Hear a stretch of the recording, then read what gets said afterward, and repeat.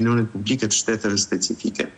Në momentin që çështja e integrimit do të kalojë vendimi përfundimtar, do të kalojë nga shtetet, ata që do marrin vendimin, vendimarrësit e këtyre shteteve, do të kenë parasysh edhe qëndrimet dhe perceptimet e opinionit publik. Dhe opinioni publik në vendet azem Franca, Gjermania e tjerë, nuk do të jetë shumë indikuar nga çështja e kilometrave ose vonesave të funksionimit të infrastrukturës, por do të jetë shumë indikuar nga perceptimi që kanë ata për kapjen e shtetit nga krimi organizuar, për korrupsionin dhe dukuritë tjera si kjo. Për ju, Peka, pse krejt papritur doli në skenë aspekti infrastrukturor?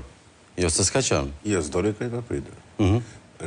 Aspekti infrastrukturor është aspekti kryesor dhe nuk është vetëm aspekti kryesor.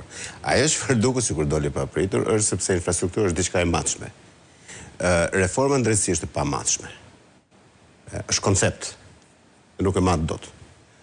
Duke qenë se reforma në drejtësi është mbështet nga ndërkombëtarët dhe është financuar nga ndërkombëtarët, edhe më të kesh qindra dhe mijëra karriera ndërkombëtarësh që janë të varur nga suksesi i shqyrtur i reformës në drejtësi në Shqipëri, ka një prirje për ta lëvduar punën e tyre. Edhe për të acaruar sa kritikohet reforma në drejtësi. Kur vjen puna tek infrastruktura është e sa tjetër. Sepse jemi një vend që pretendojmë për standard europian. Për 4 vjet të bëhemi antar i vendit evropian, antar i Bashkimit Evropian, dhe jemi një vend që s'ka hekurull. Jemi një vend që s'ka. Por ka 1000 punëtor hekurulla. Por në vend që nuk ka port, edhe vend që nuk ka infrastrukturë as rrugore, as energjetike.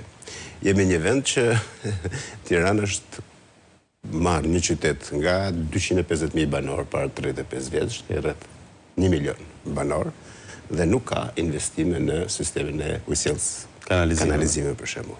Por kur vjen puna ke Bashkimi Evropian, dy janë korridoret kryesore. Korridori 8 dhe korridori 10, ai që lidh Shqipërinë me vendet e tjera të Ballkanit, dhe korridori 10 ose korridori i Adriatikut. Nuk ekzistojnë.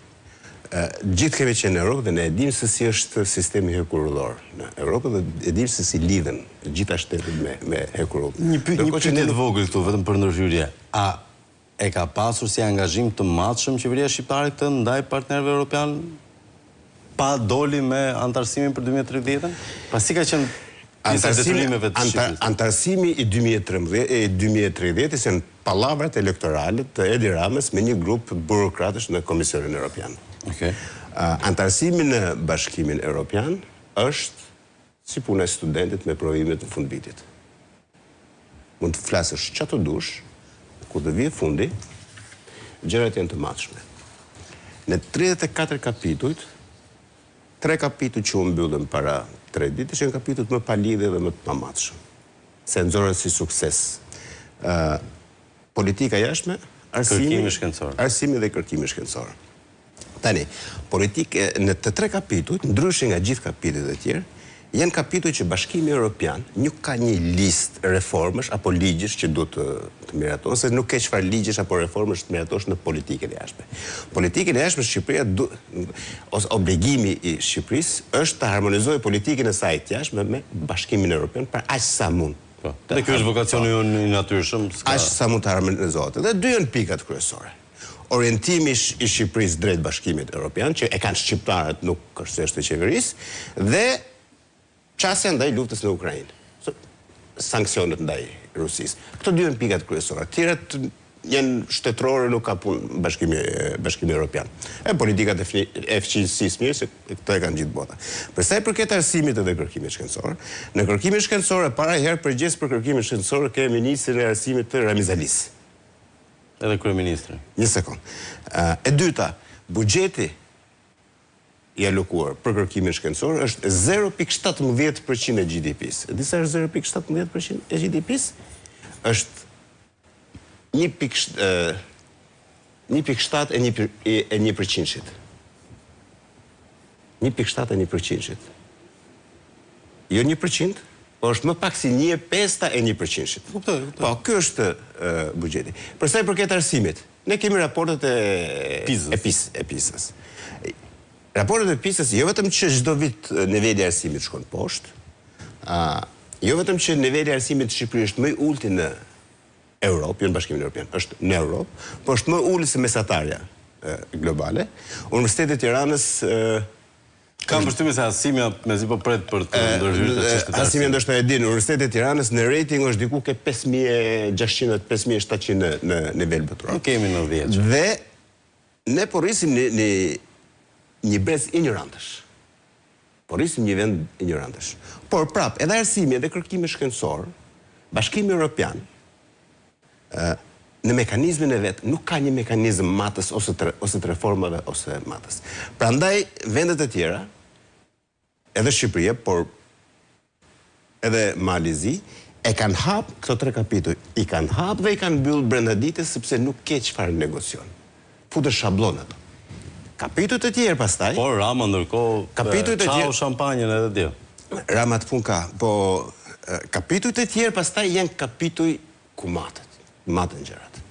Dhe ta flasë, edhe Rama nuk e ka konceptin se çfarë do të thotë negociatat për Bashkimin Evropian.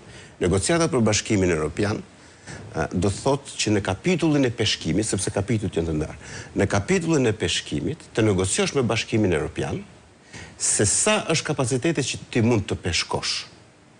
Ky Luca për shembull, do të jetë kundër antarësimit në Bashkimin Evropian, sepse ndalon anijet edhe barkat e tij të dhunojnë ujrat.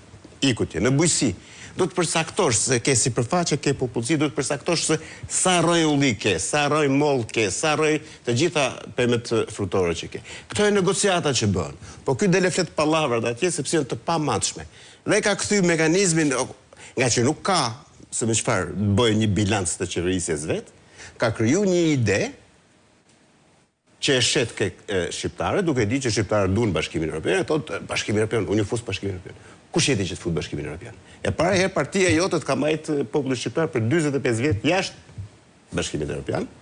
E dyta, ti ke qenë partia që ke qenë kundër integrimit evropian, sepse Partia Demokratike është ajo që ka antarësuar Shqipërinë, e ka hap Shqipërinë, e ka antarësuar Shqipërinë Këshillin e Evropës, ka siguruar liberalizimin e vizave, ka siguruar antarësimin NATO dhe me radhë. Po të futeni ju si redaksi, të shikoni në korriku në vitit 2010, që ishte 4-5 muaj përpara se të liberalizoshin vizat, Gramoz Ruqi si sekretari përgjithshëm i Partisë Socialiste dhe kryetari i grupit parlamentar, ka dalë me një kartë identiteti falso në parlament dhe ka deklaruar që në Shqipëri janë 70.000 karta identiteti falso. E di pse kanë bërë? Sepse dokumentet e identifikimit, pasaportet dhe kartat biometrike, ishin një nga kriteret kryesore për liberalizimin e vizave. Dhe ai dilte u thoshte europianëve që në Shqipëri janë prodhuar 70.000 karta identiteti falso për të penguar liberalizimin e vizave. Kjo është kontributi që ka dhënë Partia Socialiste.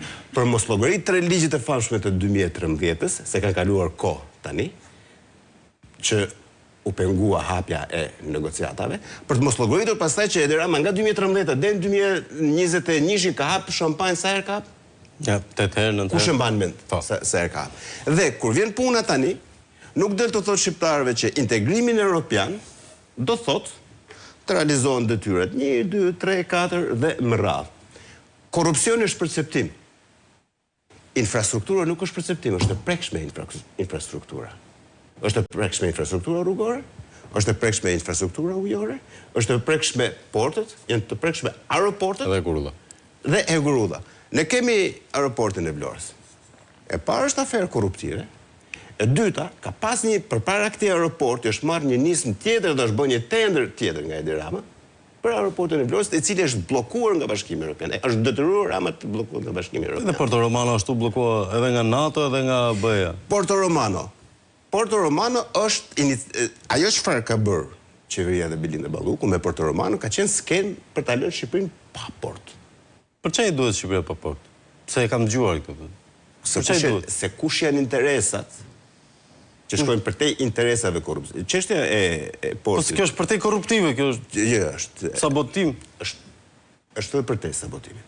Po do të para roli se për kohë punon Edi Rama, për kohë punon Belinda Balluku, s'po futem tani në tani është momenti për të futur, ma jep distilat këtë. Por sabotimi i portit të Durrësit, i Porto Romanos, është tradhti kombëtare e bërë nga Edi Rama dhe Belinda Balluku që shkon përtej aferës korrupsionit. Sepse ç'a është atë ke SPAK-un të hetoj, ke shërbimin informativ, ke institucionet tjere të sigurisë kombëtare që do të hetojnë. Por nëse ka pislik që është bë me sigurinë kombëtare dhe tradhti, është Porti i Durrësit.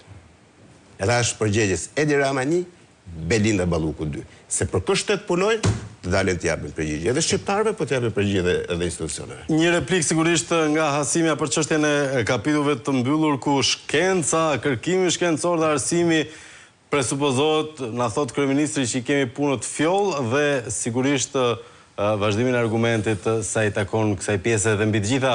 Hasimja, kam një pyetje, ti ke parë fushata, ke bërë fushata, e një komunikimin politik, nëse i dështon Shqipëria MBE në 2030-ën, ankthi im është në 2029-ën, Rama, çfarë do premtoj në zgjedhje gjithmonë nëse është kryeministër deri në 2029-ën?